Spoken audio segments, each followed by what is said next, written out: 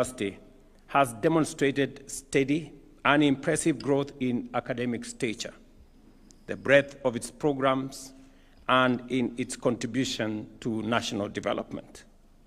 To date, the institution has hosted 13 graduation ceremonies and produced more than 8,500 graduates in degree, diploma, and certificate programs.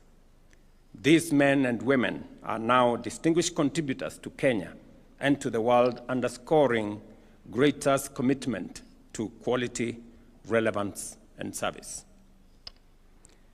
I remember that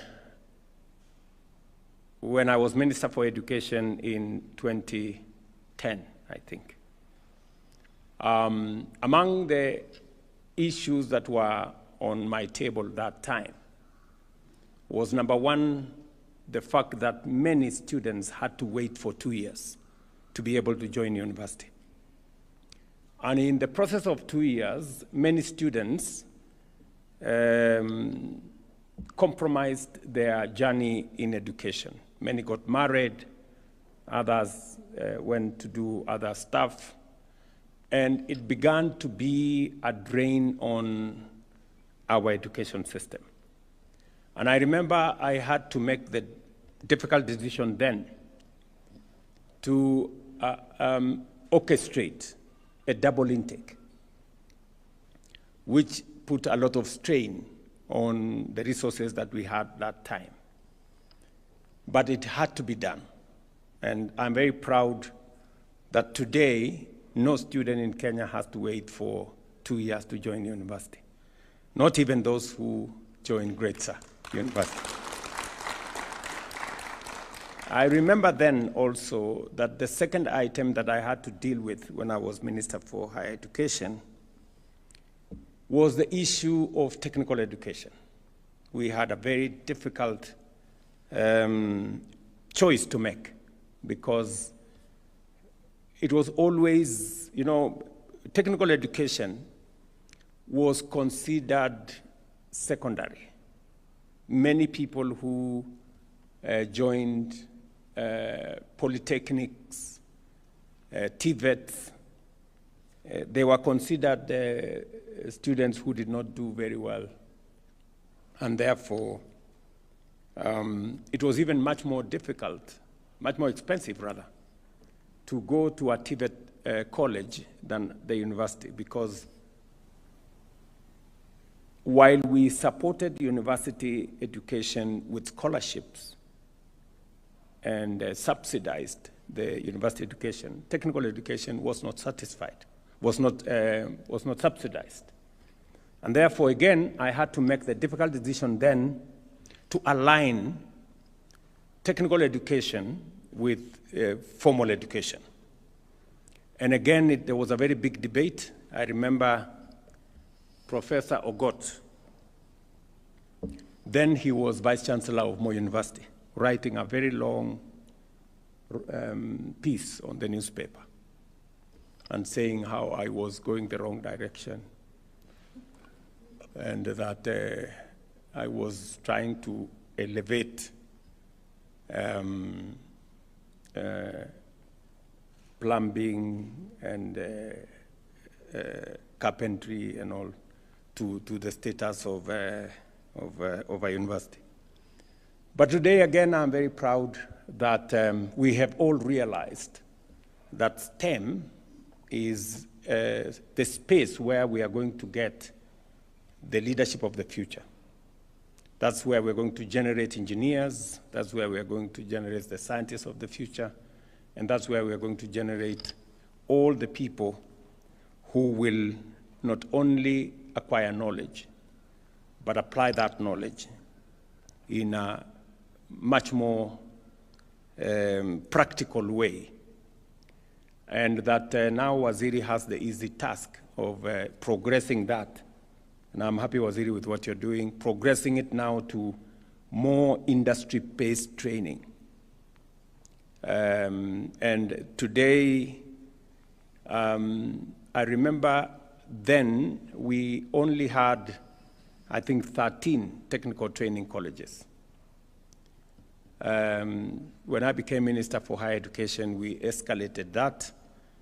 And in the last, I think, 15 years, we have grown technical training colleges to now 254, I think. And we have moved the students. We have moved the students from almost 89,000 in 2013. Now we are at 700,000. We have actually, in the last 3 years, we've moved the number of students from 380,000 to now 700,000. Again, it builds into the whole space around education. We must be minded about access, affordability, relevance. You know, this is where I want to encourage the GRETSA leadership to keep the focus on accessibility, on relevance, because sometimes people teach for the sake of people getting degrees and papers. But we must also equally be focused on relevance so that education can help us solve the problems of now and figure out how we can do better into the future. This milestone, as I have said, aligns with the broader transformation of university education in Kenya. As of 2025, our country boasts 82 accredited universities, 45 public and 37 private. With today's ceremony, GRETSA becomes the 31st private university to receive a full charter, further reinforcing the central role private institutions play in expanding access and cultivating work-ready graduates.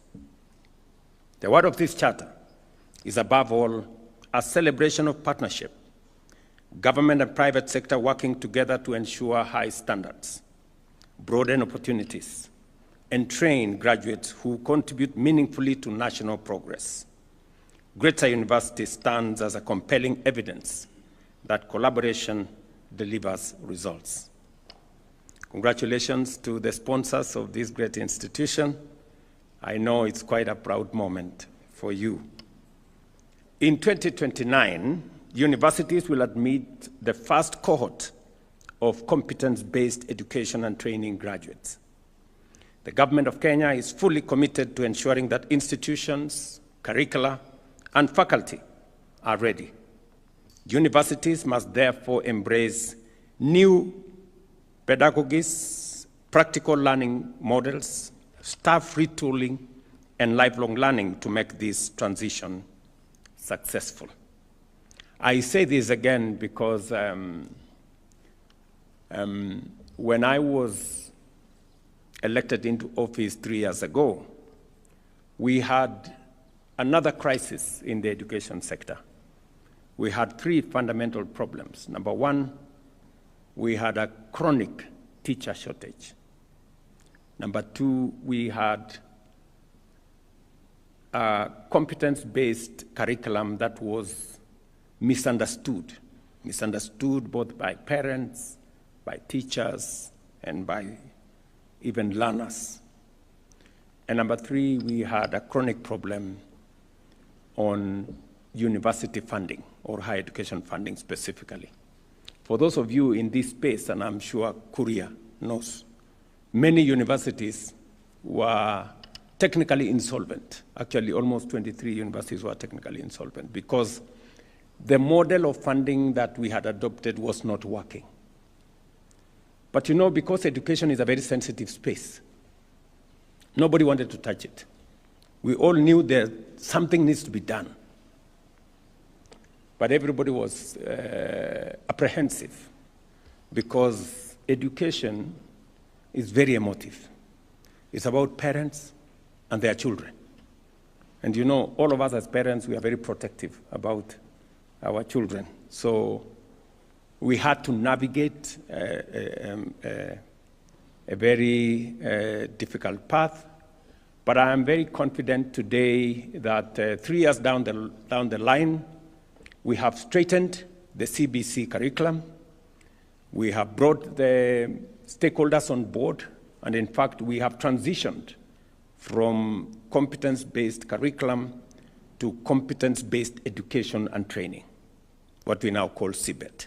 There is now greater alignment, greater understanding from learners through teachers to parents. Number two, we have more or less solved the problem of teacher shortage. In the last 3 years, by next month, we will have hired 100,000 teachers, again, to close the gap on teacher shortage. And we have invested more resources, working with members of parliament, working with development partners. We have built an extra 23,000 classrooms across, and my instructions to the ministry is that now we expand laboratories by another 1,600, is it, Julius? 1,600 laboratories, especially in schools that are in remote areas. It is not right that a student comes to do an exam in a laboratory for the first time they are entering a laboratory. So it is very important that we close the gaps in those spaces. And number three, we have now changed the university funding model. Instead of focusing on the institutions, we decided to focus on the student. Now we have a student-focused university funding model so that we assess every student on the basis of merit and on the basis of ability. And therefore, it is not possible anymore to lock out any student. And we want to make it possible for all our learners to have equal access to university education. And I know GRETSA would have wanted the government to have some government-sponsored students. I think, I don't know whether you did have that in the past. But I don't have very good news for you. I have to straighten the space first because we overcommitted ourselves as government, and we actually brought a lot of trouble to many universities. I know one university that has to close down because government sent students to that university. They spent all the money they had to train and teach the students, and then government did not come through because we had limited resources. So we're trying to cut our cloth the size of what we can afford. So, but progressively, I know that we will, as we expand the space, we will find a partnership that will not undermine your ability to teach, but will also give us space to train more and teach more. I'm sure the experts in my team and all the other people in that space and the stakeholders will begin to imagine how are we going to do this. And I am very particular about the matter of education because as a country, the biggest asset we have is our human capital. It is bigger than any gold we can find. It is bigger than any minerals we can find. Our human capital. Today, many Kenyans may not know that the resources that we get from Kenyans working outside Kenya is upwards of $5.1 billion every year. That is in the region of almost 700 billion. It is higher than what we get from tea, what we get from coffee, what we get from horticulture, all of it combined. We still make more money from our human capital than from the export of any crop or any commodity. And that is why education becomes significantly important for us as a country. It is also the reason why I have deployed more resources into the education sector. This year, Ogamba, we are at 702 billion shillings. Yes, we have, because it is, many people may not know, but that is the biggest asset that we have as a country. And we are lucky that we have literally the best human capital you can find anywhere in the world. I have been to many countries, and I have spoken to many institutions. And Kenyan human capital is premier human capital.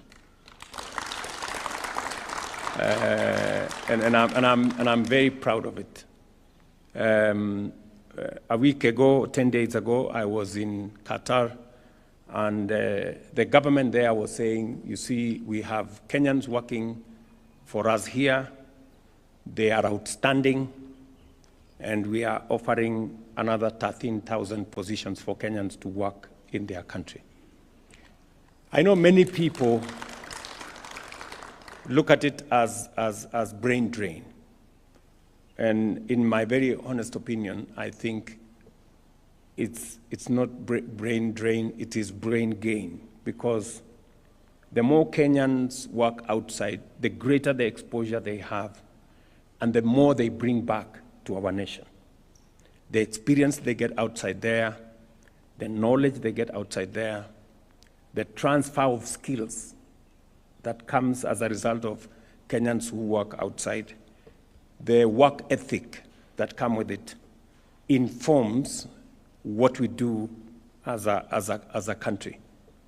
And much more importantly, it is a resource that we have as a country that we are happy to share with the global community. We are lucky that Kenyans speak some of the very best English in the whole world.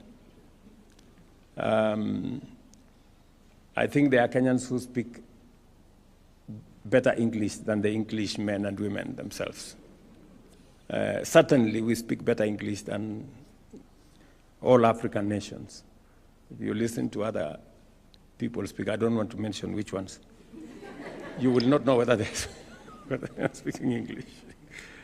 And so, because we have a great human resource, we are proud to share with the rest of the world, and in the process, use it as an asset to develop our own country.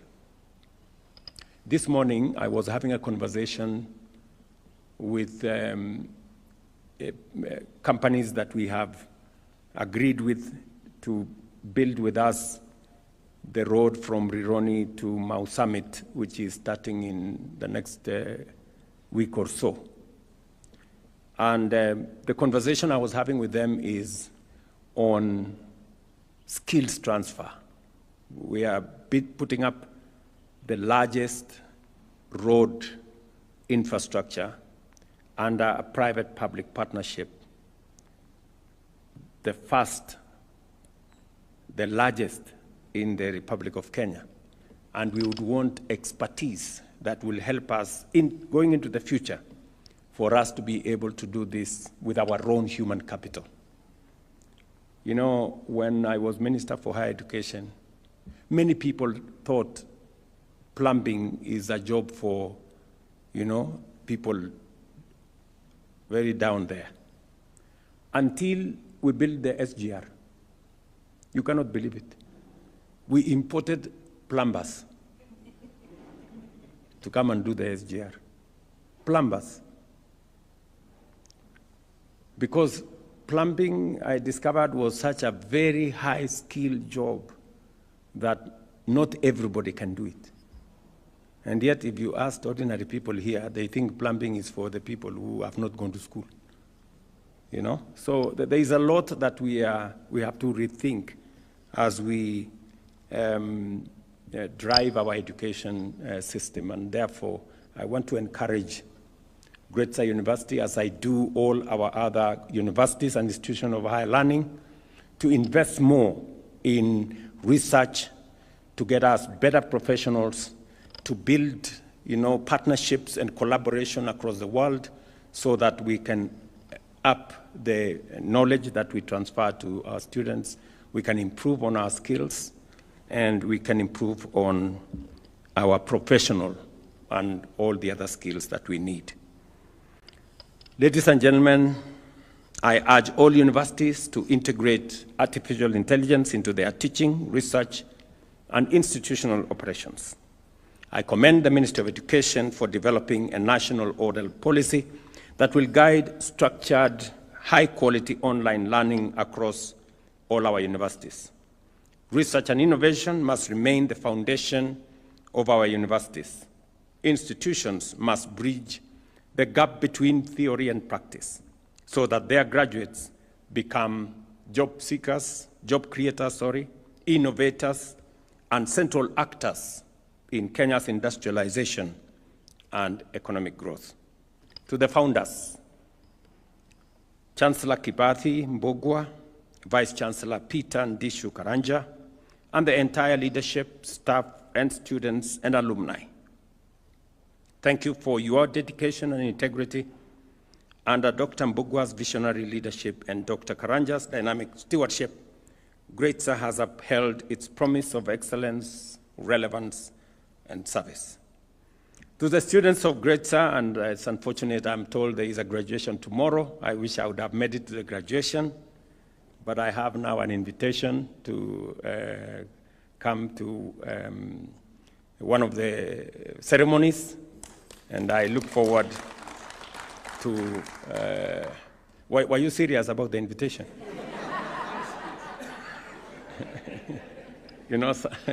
Some of these invitations are formalities, just so that you look good, but you don't mean it. Yeah, you're serious, right? So if you're serious, I'm sure you will send a letter to me, and we will handle it. Simon here, Deputy Comptroller, comes from Moranga. You can even give him by hand when he's coming from home. So to the students of GRETSA University, seize every opportunity, learn with intention, nurture your talent, sharpen your curiosity, and prepare yourselves to lead, to innovate, and to solve the problems of the present and the future. Your education is the anchor upon which Kenya's future will stand. Strong universities build strong communities, strong industries, and a strong nation. By equipping learners with skills, values, and knowledge, institutions like GRETSA fuel our national transformation and enhance Kenya's competitiveness on the global stage. Congratulations to GRETSA University, to Mom.